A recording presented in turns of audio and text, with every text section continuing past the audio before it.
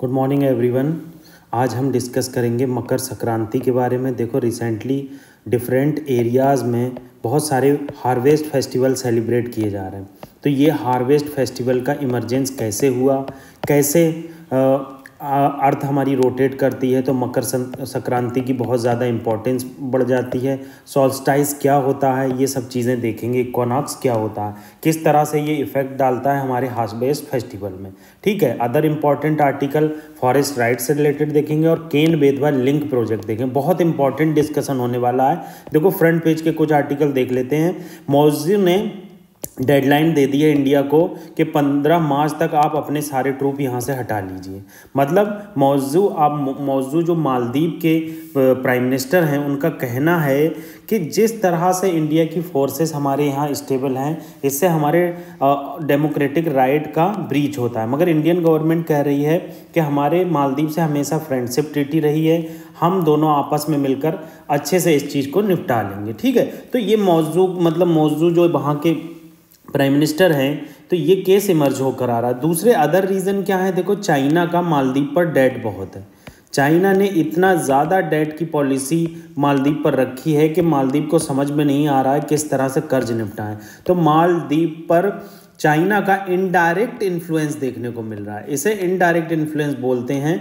ये डिप्लोमेसी का पार्ट होता है। तो चाइना अपनी स्ट्रिंग ऑफ पल्स की सहायता से, देखो ये हमारा प्यारा इंडिया है, साउथर्न पार्ट है पेनिनसुला, और ये श्रीलंका है। तो ऐसे ही यहाँ पर हमारा लक्षद्वीप है, ऐसे ही मालदीव है, ऐसे ही यहाँ पर म्यांमार है। तो चाइना क्या कर रहा है, स्ट्रिंग ऑफ पल्स बना रहा है इंडिया में। अब ये स्ट्रिंग ऑफ पल्स की सहायता से क्या करेगा, इसमें इंडिया के अगल बगल इंडिया पर अपनी डोमिनेंस दिखाएगा। तो इस तरह से डिप्लोमेसी को वर्ल्ड लेवल पर खेला जाता है, वर्ल्ड लेवल पर अपनी डोमिनेंस दिखाई जाती। इंडिया नहीं चाहता है कि इंडिया विकसित कंट्री बने, चाइना नहीं चाहता है इंडिया की विकसित कंट्री बने, इसलिए बहुत सारे अक्सर क्राइसिस इमर्ज होकर आते रहते हैं। ठीक है, दूसरा आर्टिकल फॉग से रिलेटेड। देखो अभी दिल्ली में वर्स्ट फॉग की कंडीशन देखने को मिल रही है, बहुत सारे एक्सीडेंट भी हुए हैं, तो बहुत सारी फ्लाइट भी कैंसिल हो गई हैं। तो इस तरह की न्यूज़ निकल कर आ रही हैं। देखो पहला इंपॉर्टेंट आर्टिकल आप देख लो, किससे रिलेटेड है, हमारे हार्वेस्ट फेस्टिवल से रिलेटेड है। हम इसमें सबसे पहले इंपॉर्टेंट चीज़ हार्वेस्ट फेस्टिवल डिस्कस करने से पहले सबसे इंपॉर्टेंट चीज़ देखेंगे, इक्विनॉक्स और सॉल्स्टाइस क्या होता है। देखो ये बहुत ज़्यादा पूछा जाने वाला क्वेश्चन है, मगर आप करंट अफेयर कहीं से भी कवर करेंगे तो इस तरह की चीज़ें नहीं समझाएंगे। क्यों नहीं समझाएंगे, क्योंकि ये टाइम टेकिंग होता है, स्टैटिक होता है, ताकि आप उनकी कोचिंग सेंटर में जाके पढ़ो। मगर आप स्टैटिक पोर्शन कवर करेंगे तो आपका जो करंट का पोर्शन है खुद ब खुद कवर हो जाएगा, आपको समझ में आ जाएगा हार्वेस्ट फेस्टिवल क्यों मनाए जा रहे हैं। देखो ये हमारा सन है और ये हमारा अर्थ है। ठीक है, अब क्या होता है, सन और अर्थ, सन जो है अपनी लाइट अर्थ पर डालता है। अब ये क्या होता है, हम ये जानते हैं अर्थ जो है हमेशा थोड़ी सी टिल्टेड रहती है, अप्रॉक्स 23 डिग्री एंड हाफ जो है वो टिल्टेड रहती है टूवर्ड सन। अब आप यहाँ देखो समर सॉल्स्टाइस, आप पहले विंटर सॉल्स्टाइस देख लो, और इसके नाम इतने ईजी हैं। जब विंटर सॉल्स्टाइस होता है तो आप देखोगे हमारे इंडिया की साइड या नॉर्थन हेमीस्फीयर पर, आप अगर इसे इक्वेटर मान लो और ये नॉर्थन हेमीस्फीयर मान लो और ये साउथर्न हेमीस्फीयर मान लो, तो आप देखोगे हमारे नॉर्थन एरिया में विंटर पड़ती है और साउथर्न एरिया में गर्मी पड़ती है। अब अगर आप अभी देखोगे तो ऑस्ट्रेलिया साइड में गर्मी पड़ेगी। तो ये देखो 23.5, यहाँ से अगर आप नापोगे इसे तो ये 23.5 डिग्री टिल्टेड है। तो क्या होता है, विंटर सॉल्स्टाइस में क्या होता है, अर्थ का साउथर्न पोर्शन जो होता है हमारा सन की तरफ चला जाता है। आप देख रहे हैं नॉर्थन इधर टिल्ट हो गया और साउथर्न पोर्शन हमारा किसकी तरफ चला गया, सन की तरफ चला गया। तो सन की जो रेज होती हैं, आप ये देख सकते हैं, ये सन की जो रेज होती हैं डायरेक्ट साउथर्न एरिया में पड़ रही हैं, ये डायरेक्ट साउथर्न एरिया में पड़ती हैं। तो इसी कंडीशन को हम क्या कहते हैं कि सन जो है साउथ की तरफ मूव कर गया। अक्सर आप सुनोगे कि सन जो है साउथ की तरफ मूव कर गया है। अब हमारे यहाँ ठंड पड़ना स्टार्ट होगी, मेडिटेरियन विंटर में बारिश होगी और मेडिटेरियन रीजन से जो है हमारी कोल्ड कंडीशन इमर्ज होकर आएगी। तो इस तरह की कंडीशन आपको देखने को मिलती है। ठीक है, ये जो होता है विंटर सॉल्स्टाइस होता है। अगर आप ऐसे ही जाओगे मार्च में, तो मार्च में क्या हो जाएगा, 21 मार्च के करीब इक्वानॉक्स आ जाएगा। इक्वानॉक्स क्या होता है, इक्वानॉक्स होता है इक्वल डे इक्वल नाइट, मतलब सन की रोशनी डायरेक्ट आपके इक्वेटर पर पड़ती है और पूरे एरिया को कवर करती है। ये देखो पूरा एरिया है ये कवर हो रहा है। अब आप यहाँ देखो, हमने दिसंबर देखा, जनवरी यहाँ कहीं पड़ेगा, फरवरी यहाँ पड़ेगा, ठीक है, मार्च पड़ेगा, ठीक है। तो अब ये 14 जनवरी को जो हार्वेस्ट फेस्टिवल बनाए जा रहे हैं, इसका मतलब है जो सूरज जो है हमारे ट्रॉपिक ऑफ कैंसर से नीचे चला गया था। ये देखो मान लो ये इक्वेटर है, ये ट्रॉपिक ऑफ कैंसर है, ये ट्रॉपिक ऑफ कैप्रिकॉर्न है। अब सूरज क्या है जो नीचे पड़ रहा है, ठीक है, ये इन्होंने दिखाया है, मगर स्लेंटेड रेज पड़ती हैं, इतनी ज़्यादा हाई रेज नहीं पड़ पाती हैं, जिससे क्या है वहाँ गर्मियाँ। अब क्या होगा, ये अर्थ जो है अपना डिग्री मूव करता जाएगा और एक कंडीशन ऐसी आएगी कि अर्थ के पूरे हेमिस्फीयर पर, मतलब ट्रॉपिक ऑफ कैप्रिकॉर्न और ट्रॉपिक ऑफ कैंसर के बीच में बराबर की लाइट पड़ेगी। तो जब जनवरी से ये मूव हमारा ट्रॉपिक ऑफ कैंसर की तरफ, कैप्रिकॉर्न सॉरी ये कैप्रिकॉर्न है, कैप्रिकॉर्न की तरफ मूव होता है, तो सन की रेज जो है हमारे एरियाज में पड़ने लगती हैं। और 14 जनवरी के बाद से कहने लगते हैं, अकॉर्डिंग टू धार्मिक रीजन, साइंटिफिक रीजन कुछ और हैं, तो वो कहने लगते हैं कि मकर संक्रांत आ गया, मतलब सूरज जो है मकर रेखाओं के बीच में आ चुका है, ट्रॉपिक ऑफ कैंसर और ट्रॉपिक ऑफ कैप्रिकॉर्न के बीच में आ चुका है। ये चीज़ इंपॉर्टेंट है, ये चीज़ तभी मैं समझा रहा हूँ, इसीलिए मकर संक्रांति मनाई जाती है। साइंटिफिक अगर आप देखेंगे साइंटिफिक रीजन क्या है धर्म के पीछे, वो one of the main reason यही देखने को मिलता है। अब यहाँ पर आपको 21 मार्च के करीब इक्वानॉक्स मिलेगा, ठीक है। अब क्या होगा, अर्थ जो है साउथर्न एरिया इधर से भाग जाएगा सॉरी, अब आप देखो नॉर्थन एरिया सूरज की तरफ टिल्ट हो जाएगा। अब यहाँ पर हम देखते हैं 21 जून को कितनी गर्मी पड़ती है। आपको पता ही है कि लोगों से रहा नहीं जाता, तो कुछ लोग एसी चलाते हैं, कुछ लोग कूलर चलाते हैं। तो इस तरह की कंडीशन को हम कहते हैं, ये कहलाता है समर सॉल्स्टाइस। समर सॉल्स्टाइस का मतलब है नॉर्थन एरिया में गर्मी पड़ने लगती है। यूपीएससी क्वेश्चन कैसे पूछता है, क्या विंटर सॉल्स्टाइस में ऑस्ट्रेलिया में ठंड पड़ती है? गलत हो जाएगा, नहीं, नॉर्थन एरिया में ठंड पड़ती है, साउथर्न एरिया में गर्मी पड़ती है। फिर जब जनवरी आता है, धीरे धीरे धीरे धीरे हमारा सूर्य जो है हमारे ट्रॉपिक ऑफ कैंसर और ट्रॉपिक ऑफ कैप्रिकॉर्न के बीच में आ जाता है, जिससे जो फेस्टिवल होते हैं वो इनिशिएट होते हैं और हमारी फसल हार्वेस्ट होना स्टार्ट होती है। अब आप देखेंगे धीरे धीरे गेहूं पकने लगेगा जनवरी आएगी, फरवरी आएगी, मार्च आएगी, फिर पकना स्टार्ट हो जाएगा गेहूं, और ये अब फिर से ये इक्वानॉक्स आ जाता है सितंबर के करीब, इक्वल डे इक्वल नाइट होता, और फिर से ये कंडीशन हो जाती। तो इस तरह को हम, इस कंडीशन को हम कहते हैं समर सॉल्स्टाइस और इक्वानॉक्स और विंटर सॉल्स्टाइस। देखो है, आप देख लो समर सॉल्स्टाइस देख लो, गर्मी 21 जून को क्या हो रहा है, पूरी हमारे नॉर्थन एरिया में गर्मी पड़ रही है। और अब ऑस्ट्रेलिया वाला रीजन देखोगे, यहाँ कहीं पड़ेगा, वहाँ ठंड पड़ेगी, ठीक है। ये देखो इस तरह से कंडीशन इमर्ज होकर आती। ये बहुत इंपॉर्टेंट चीज़ है, मैं आपके टेलीग्राम चैनल पर शेयर कर दूंगा इसे, ठीक है। अब हम फेस्टिवल के बारे में पढ़ेंगे तो मज़ा आएगा। देखो पहला चीज़ क्या है, 14 जनवरी के करीब हार्वेस्ट फेस्टिवल बनाया गया सब जगह पर, ठीक है। तो पहला इंपॉर्टेंट फेस्टिवल जो नॉर्थन एरिया में बनाया गया उसे मकर संक्रांति कहते हैं।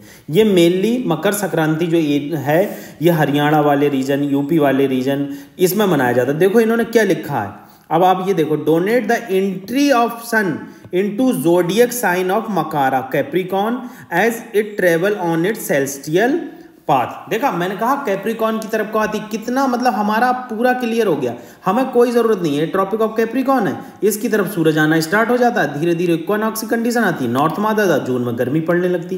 तो इस तरह से जो अर्थ का रिवॉल्यूशन है उसकी वजह से हमें सीजन देखने को मिलते हैं, ठीक है।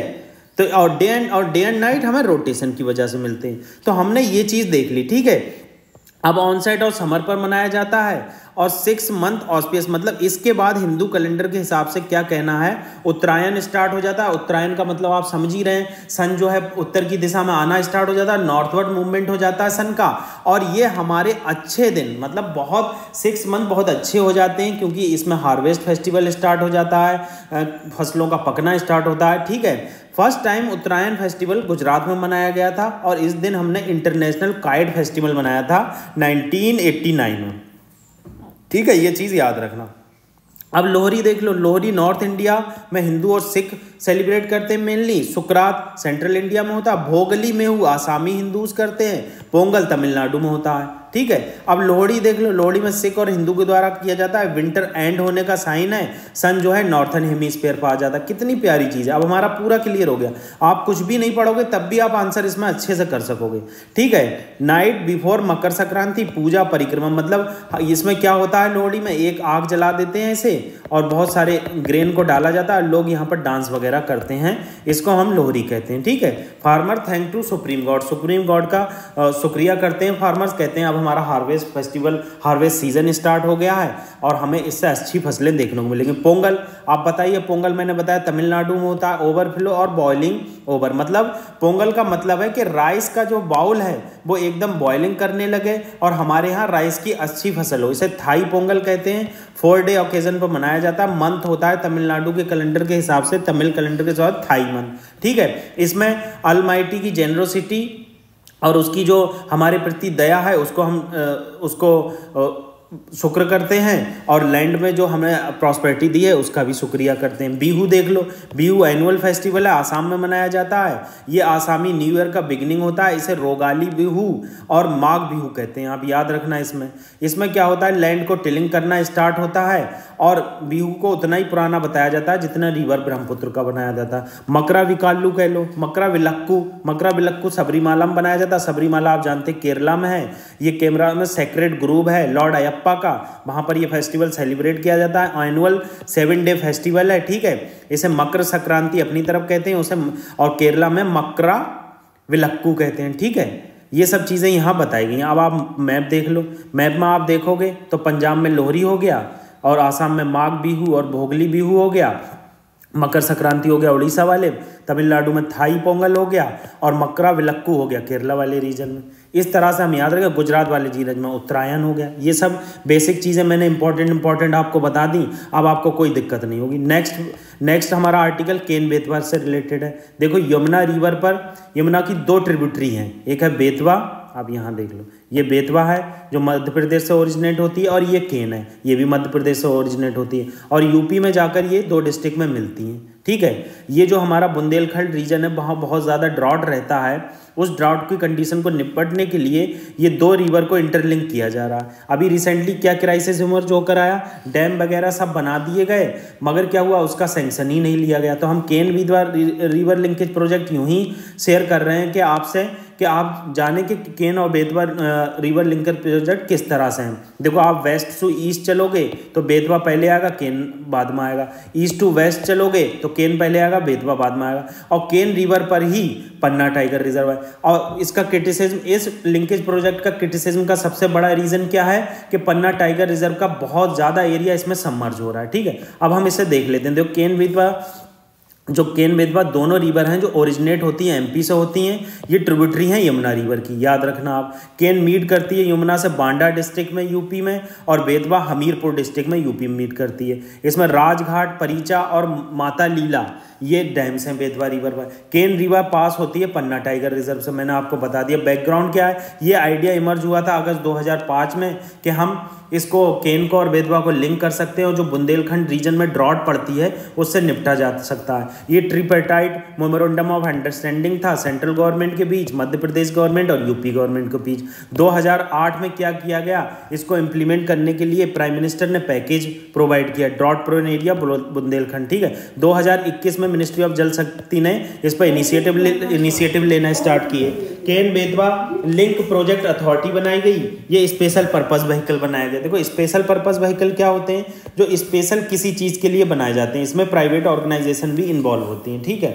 अब national interlinking of river authority ने इसे स्पेशल पर्पस व्हीकल प्रोवाइड कर दिया ताकि ये रिवर्स को इंटरलिंक किया जाए। एसोसिएट चैलेंजेस क्या हैं, आपको मैंने बता दिया। चैलेंजेस में पहला कि submergence of Panna tiger reserve, इसमें सबसे इंपॉर्टेंट चीज़ क्या इमर्ज होकर आती है, जो पन्ना टाइगर रिजर्व है उसका बहुत सारा एरिया सबमर्ज हो रहा है। तो इससे इन्वायरमेंटलिस्ट जो है उनका कहना है कि पन्ना टाइगर रिजर्व में जब एरिया बहुत सबमर्ज हो जाएगा तो टाइगर का एरिया बहुत घट जाएगा, ठीक है। और अगर आपको ये पन्ना टाइगर एरिया का जो रिजर्व सबमर्ज हो रहा है इसको मिटिगेट कम करना है, तो नौरा देही वाइल्ड लाइफ सेंचुरी और रानी दुर्गावती एमपी में है इसको, और Ranipur wild life sanctuary UP में है, इसका एरिया कुछ आप इंटीग्रेट कर दीजिए पन्ना टाइगर रिजर्व से, ताकि आप इसको मिटिगेट करें।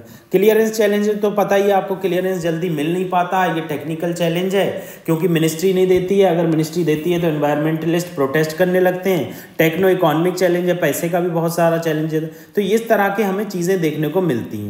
तो ये मैंने केन बेतवा लिंक प्रोजेक्ट के बारे में आपको बता दिया कि किस तरह से Ken Betwa link project work करता है और क्या इंपॉर्टेंस है, ठीक है। नेक्स्ट आर्टिकल हम देखेंगे फॉरेस्ट राइट से रिलेटेड। देखो फॉरेस्ट राइट एक्ट 2006 का आपको पता है बहुत ज़्यादा फेमस है। इसके फेमस होने के पीछे क्या रीज़न है आपको मैं बेसिक बता देता हूँ। जो हमारे फॉरेस्ट ड्वेलर होते हैं और जो ट्रेडिशनल ड्वेलिंग शेड्यूल ट्राइब्स होते हैं, ट्रेडिशनल ड्वेलिंग शेड्यूल ट्राइब्स होते हैं, उनको जो है ये राइट प्रोवाइड करता है। देखो क्या हुआ था, आप आज़ादी से पहले का देखेंगे, कॉलोनियल हिस्ट्री देखेंगे तो आपको देखने को मिलेगा कि कॉलोनीज जो बनाई गई थी इंडिया में ब्रिटिश गवर्नमेंट और ब्रिटिश लोगों के द्वारा, इसमें क्या किया गया, जो फॉरेस्ट ड्वेलर थे, जो शेड्यूल ट्राइब थे हमारे, उनका बहुत ज़्यादा एक्सप्लॉयटेशन किया गया और उन्हें क्रिमिनल ट्राइब डिक्लेयर कर दिया गया। क्यों क्रिमिनल ट्राइब डिक्लेयर किया गया? क्योंकि जो फॉरेस्ट होता था उसके रिसोर्सेज वो यूज़ ना कर सकें और ब्रिटिश गवर्नमेंट उसको एक्सपोर्ट कर सके, बोर्ड मेकिंग में उसका यूज़ कर सके, शिप बिल्डिंग में यूज़ कर सके, नेवी के लिए यूज़ कर सके और उस लैंड को क्लीन करके एग्रीकल्चर कर सके, मेनली कॉमर्शियल क्रॉप। इसलिए शेड्यूल ट्राइब और फॉरेस्ट अदर फॉरेस्ट ड्वेलर थे उनको क्रिमिनल ट्राइब घोषित कर दिया गया था। मगर क्या हुआ, 2006 आते आते सेंट्रल गवर्नमेंट ने रिकॉग्नाइज किया कि ये शेड्यूल ट्राइब जो होते हैं और अदर फॉरेस्ट ड्वेलर होते हैं ये हमारे सस्टेनेबल डेवलपमेंट में बहुत अच्छा वर्क करते हैं। ये फॉरेस्ट में माइनर फॉरेस्ट प्रोड्यूस जो है उसको कलेक्ट करते हैं, उसे मार्केट में बेचते हैं। उसके अलावा क्या करते हैं, फॉरेस्ट के डेवलपमेंट में बहुत वर्क करते हैं। जैसे डेवलपमेंट में आप ये कभी पेड़ को नहीं काटेंगे, आप कभी भी देखेंगे पेड़ से जो होने वाली चीज़ें हैं उनका यूज़ करेंगे, उसका मिसयूज़ नहीं करेंगे। इस तरह से ये चीज़ें हमें देखने को मिलती हैं। तो ये इन सब के बाद फॉरेस्ट राइट एक्ट आया 2006 में और फॉरेस्ट राइट एक्ट को जो इंप्लीमेंट करता है वो मिनिस्ट्री ऑफ ट्राइबल अफेयर करती है। यूपीएससी क्वेश्चन पूछ चुकी है। अब इसमें क्या हुआ, राइट्स दिए जाने लगे। देखो यही चीज इस पूरे आर्टिकल में बताई गई है कि कैसे सस्टेनेबल यूज हो सकता है, बायोडाइवर्सिटी में, कंजर्वेशन में फॉरेस्ट ड्वेलर्स जो हैं, अदर फॉरेस्ट ट्राइब जो हैं वो हमारा हेल्प कर सकते हैं और इकोलॉजी को मेंटेन कर सकते हैं। ठीक है, अब इस एक्ट में 4 तरह के राइट दिए गए। एक टाइटल राइट दिए गए। टाइटल राइट क्या होते हैं कि आपको लैंड का टाइटल मिल जाएगा, आप 4 हेक्टेयर तक की आपकी फैमिली को लैंड मिल जाएगी, आप इस पर खेती कर सकते हैं। ठीक है, इसकी ओनरशिप मिल जाएगी मगर ये ओनरशिप ट्रांसफरेबल नहीं होगी। मतलब आप सोचें कि ये ओनरशिप किसी अननोन आदमी को दे दी जाए, नहीं, जो आपकी फैमिली का ट्राइबल पर्सन है उसी को ये राइट्स मिलेंगे। ठीक है, यूज राइट क्या है कि आप माइनर फॉरेस्ट एक्सट्रैक्ट कर सकते हो, ग्रेजिंग कर सकते हो और पास्चुरलिस्ट रूट ले सकते हो। रिलीफ एंड डेवलपमेंट, बहुत सारे जो इलीगल इविक्शन हुए थे ब्रिटिश ईस्ट इंडिया कंपनी के द्वारा तो उसको रिलीफ दिया गया। फॉरेस्ट मैनेजमेंट राइट आए, जैसे कैसे प्रोटेक्ट किया जाएगा, कैसे इनकी हेल्प ली जाएगी, अब कौन क्लेम कर सकता है, ये इंपॉर्टेंट है। ओवरऑल पूरे आर्टिकल में ये देखोगे, इसमें सबसे इंपॉर्टेंट चीज आती है ग्राम सभा। ग्राम सभा प्राइमरी एजेंसी है जो डिसाइड करती है इंडिविजुअल के फॉरेस्ट राइट और कम्युनिटी फॉरेस्ट राइट। देखो शेड्यूल ट्राइब के लिए ये कंडीशन नहीं है कि आपकी जनरेशन कितने साल से रह रही है, ये अदर फॉरेस्ट ट्राइबल्स के लिए है जो शेड्यूल ट्राइब नहीं है। इनको देखा जाएगा क्या ये 13 दिसंबर 2005 से पहले 75 सालों से रह रहे हैं या फिर इनकी 3 जनरेशन यहां से रह रही, या तो आप 75 सालों से रहते हो फॉरेस्ट में, ठीक है, या आपकी 3 जनरेशन रहती हो। तो इस तरह के अदर फॉरेस्ट जो ड्वेलर हैं, जो ट्राइब्स नहीं है मगर वो फॉरेस्ट में रहते आए हैं, तो उनका क्लेम देखा जाएगा। मगर ये सारे क्लेम इनिशिएट किए जाएंगे ग्राम सभा के द्वारा। ग्राम सभा डिसाइड करेगी कि इंडिविजुअल को ये लैंड मिलना चाहिए या कम्युनिटी को ये लैंड मिलना चाहिए या नहीं मिलना चाहिए। प्रोसीजर क्या होगा, ग्राम सभा ऑर्गेनाइज की जाएगी। उसमें क्या है, ग्राम पंचायत नहीं होगी, केवल ग्राम पंचायत नहीं होगी, ग्राम सभा होगी। मतलब सभी यंग एडल्ट मिलकर डिसाइड करेंगे कि इन्हें फॉरेस्ट का एरिया मिलना चाहिए या नहीं मिलना चाहिए। अब ये रिकमेंडेशन स्क्रीनिंग की जाएगी तालुका और डिस्ट्रिक्ट लेवल पर। ओवरऑल डिस्ट्रिक्ट लेवल क्या करेगा, फाइनल डिसीजन दे देगा और उन्हें लैंड मिल जाएगी। ठीक है, अब आप एक चीज यहां जान लो, जो 75 ईयर की कंडीशन है और 3 जनरेशन की, ये कंडीशन जो है अदर फॉरेस्ट ड्यूलर्स के लिए है, जो शेड्यूल ट्राइब नहीं है। शेड्यूल ट्राइबल के लिए ये कंडीशन नहीं है। इसमें क्या है, सोल राइट ग्राम सभा का है। अगर ग्राम सभा कह देती है ये शेड्यूल ट्राइब, इनकी फैमिली यहीं रही थी वर्षों से, इन्हें ब्रिटिशर्स के द्वारा निकाल दिया गया, तो उनके लिए होगा। तो ये इंपॉर्टेंट आर्टिकल थे, हमने डिस्कस किए। आप प्लीज हमारे चैनल को लाइक जरूर कर दें। Thank you very much.